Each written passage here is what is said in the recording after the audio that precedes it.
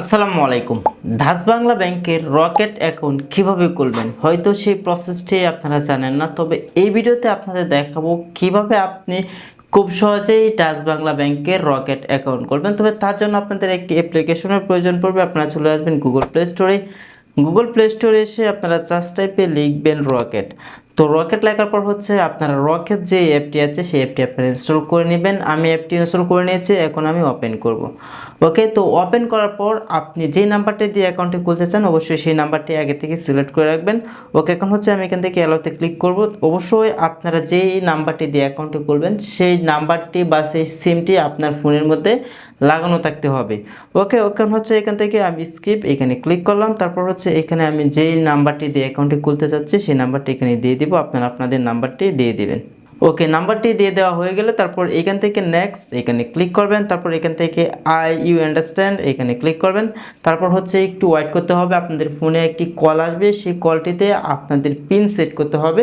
ওকে, আমার কিন্তু ওয়েট করার পর হচ্ছে কল চলে আসবে। ওকে, আমি একটু কলের অপেক্ষায় আছি। তো দেখেন ফাইনালি কিন্তু আমাদের কল চলে আসছে। এখন হচ্ছে আমি এখান থেকে কলটি রিসিভ করব। রিসিভ করে তারা বলবে পিন সেট আপ করার জন্য। আপনার একটি ইউজার খোলা হচ্ছে। আপনার 4 ডিজিটের পিন নাম্বার দিন, অথবা না চাইলে। ওকে গাইস, আমি কিন্তু পিন দিয়ে দিয়েছি। এখন হচ্ছে এখান থেকে ওটিপি আসবে। দেখেন ওটিপি কিন্তু চলে আসছে, অটোমেটিকলি ওটিপি তারা নিয়ে নিয়েছে। এখন হচ্ছে আমি যেই পিনটি দিয়েছি, মানে যে পিনটি সেট করেছিলাম কলের মাধ্যমে, আমি সেই পিনটি এখানে দিয়ে দিব। দেখেন আমি পিন কিন্তু দিয়ে দিয়েছি। তারপর হচ্ছে এখান থেকে আমি এখন ভেরিফাই এখানে ক্লিক করব।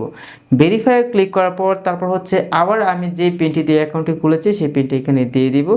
দেখেন আমি পিনটি দিয়ে দিলাম। তারপর এখান থেকে লগ ইন এখানে ক্লিক করে দিলাম। তো দেখেন ফাইনালি কিন্তু আমাদের অ্যাকাউন্টটি খোলা হয়ে গেছে, কিন্তু এখনও পর্যাপ্ত পরিমাণ কাজ রয়েছে। তো চলেন আপনাদেরকে দেখাই। তারপর এখানে দেখেন আপডেট ইউআর কেওয়াইসি, আমরা এখানে ক্লিক করে দিব। এখানে ক্লিক করার পর ওকে, তারপর হচ্ছে এখানে আপনাদের যে কাজটি করতে হবে, আপনি যদি দেশের ভিতরে থেকে লেনদেন করতে চান, মানে বাংলাদেশের ভিতরে থেকে লেনদেন করতে চান, তার জন্য আপনি সিলেক্ট করবেন জেনারেল কাস্টমার। আর যদি আপনি দেশের বাইরে থেকে লেনদেন করবেন তার জন্য আপনি সিলেক্ট করবেন রেমিটেক্স কাস্টমার। তো আমি হচ্ছে দেশের ভিতরে থেকে লেনদেন করব, তার জন্য আমি এখান থেকে জেনারেল কাস্টমার এটা সিলেক্ট করলাম। তারপর এখান থেকে আমরা নেক্সট এখানে ক্লিক করব।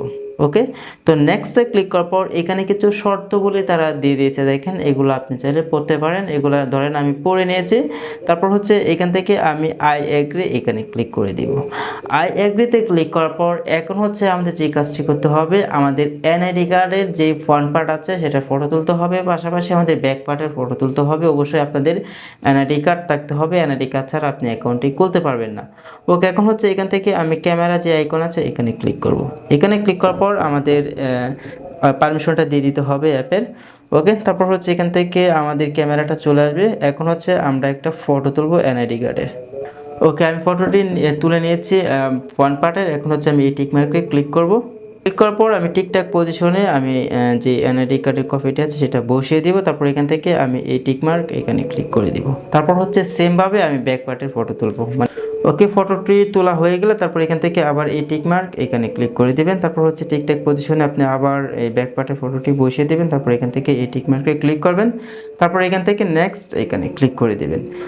তারপর নেক্সটে ক্লিক করার পর আপনি দেখতে পারবেন আপনার এনআইডি কার্ডের সকল তথ্য কিন্তু এখানে চলে আসছে, মানে ইনফরমেশন এনআইডি কার্ডের আপনি সব কিছুই দেখতে পারবেন। তবে তারপর হচ্ছে এখান থেকে আপনাদের কিছু কাজ করতে হবে। এখানে এসে আপনি আপনার ডিস্ট্রিক্টটা সিলেক্ট করবেন। ওকে, আমি ডিস্ট্রিক্টে ক্লিক করলাম।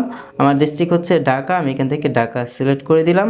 তারপর এখান থেকে আপনি আপনার এরিয়াটা সিলেক্ট করবেন। ওকে, আমি এরিয়াতে ক্লিক করলাম। তারপর এখান থেকে আমি আমার এরিয়াটা দিয়ে দিচ্ছি। আমার এরিয়া হচ্ছে কিশোরগঞ্জ, আমি দিয়ে দিলাম। তারপর হচ্ছে সব কিছু এখানে ঠিকঠাক দেখা যাচ্ছে। তারপর এখান থেকে আমি নেক্সট এখানে ক্লিক করব। নেক্সটে ক্লিক করার পর এখান থেকে আপনি জেন্ডার সিলেক্ট করবেন। আমি হচ্ছে মেল সিলেক্ট করলাম। তারপর এখান থেকে হচ্ছে আপনারা যদি বিবাহিত অবিবাহিত হয়ে থাকেন তাহলে আপনি এখান থেকে এটা সিলেক্ট করবেন। ওকে, এখন হচ্ছে আমি সিঙ্গেল দিয়ে দিলাম, যেহেতু আমি বিয়ে শাদী করি নাই। তারপর এখান থেকে সিলেক্ট করতে হবে রেলিক জয়েন, এখানে ক্লিক করব। অবশ্যই এখান থেকে আমি ইসলাম দিয়ে দিব, কারণ হচ্ছে আমি একজন মুসলিম। তারপর হচ্ছে এখান থেকে আমরা সিলেক্ট করব এক্সট্রাকশন, এটার উপর সিলেক্ট করব। এখান থেকে হচ্ছে আমি ব্যাংকার এখানে ক্লিক করব। তারপর এখান থেকে হচ্ছে আপনি পারপাস অফ ট্রানজেকশন এটার উপরে ক্লিক করবেন। মানে এখান থেকে হচ্ছে আপনি কি পারপাসে অ্যাকাউন্টে ব্যবহার করতে চাচ্ছেন। যদি বিজনেসের ক্ষেত্রে ব্যবহার করেন তাহলে বিজনেস সিলেক্ট করবেন, আর যদি আপনি একান্তভাবে ব্যবহার করেন তার জন্য পার্সোনাল সিলেক্ট করবেন। আমি একান্তভাবে ব্যবহার করব, আমি এখান থেকে পার্সোনাল এটা সিলেক্ট করলাম। তারপর হচ্ছে এইখান থেকে আমি নেক্সট এখানে ক্লিক করে দিব। নেক্সটে ক্লিক করার পর এখান থেকে যার এনআইডি কার্ড দিয়ে অ্যাকাউন্টটি খুলতেছেন অবশ্যই তার কিন্তু পেজের প্রয়োজন পড়বে। ওকে, এখন হচ্ছে এখান থেকে আমি নেক্সট এখানে ক্লিক করব। ওকে, এখন হচ্ছে আমাদের এই যে বৃত্তটা আছে বৃত্তটার ভিতরে থাকতে হবে, অবশ্যই আমাদের চোখের পলক ফেলতে হবে, এগুলাই কিন্তু আপনার ফোনেই বলে দিবে। ওকে ওকে গাইস, আমাদের কিন্তু পেজ স্ক্যান করার পর হচ্ছে এখানে হচ্ছে আমরা সকল ইনফরমেশন দেখতে পারবো, আমাদের এনআইডি কার্ডের অ্যাড্রেস সব কিছু কিন্তু আমরা এখানে দেখতে পারবো। ওকে, তারপর হচ্ছে এখান থেকে আমরা কনফার্ম এখানে ক্লিক করে দিব। কনফার্মে ক্লিক করার পর এখান থেকে হচ্ছে আমরা ওকেতে ক্লিক করে দেব। ওকে, আমাদের কিন্তু অ্যাকাউন্টটি ফাইনালি ক্রিয়েট করা হয়ে গেছে।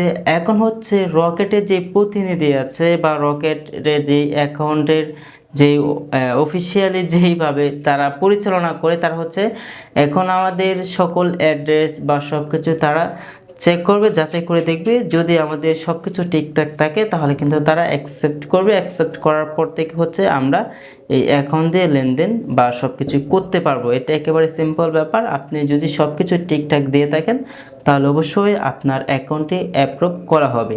আশা করি আপনারা বুঝতে পেরেছেন যে কিভাবে অ্যাকাউন্ট খুলতে হয়। দেখেন আমার কিন্তু ফাইনালি কিন্তু কমপ্লিট মনে হয়ে গেছে, আমাদের কিন্তু মেসেজও চলে আসছে। এটা একেবারে সিম্পল ব্যাপার। আশা করি আপনারা বুঝতে পেরেছেন কিভাবে আপনি খুব সহজে একটি ডাচ বাংলা ব্যাংকের রকেট অ্যাকাউন্ট খুলবেন। তবে এরকম ইম্পর্টেন্ট ভিডিও পেতে আমাদের চ্যানেলটি এখনও যারা সাবস্ক্রাইব করেন না, চ্যানেলটি সাবস্ক্রাইব করে আমাদের পাশে থাকুন।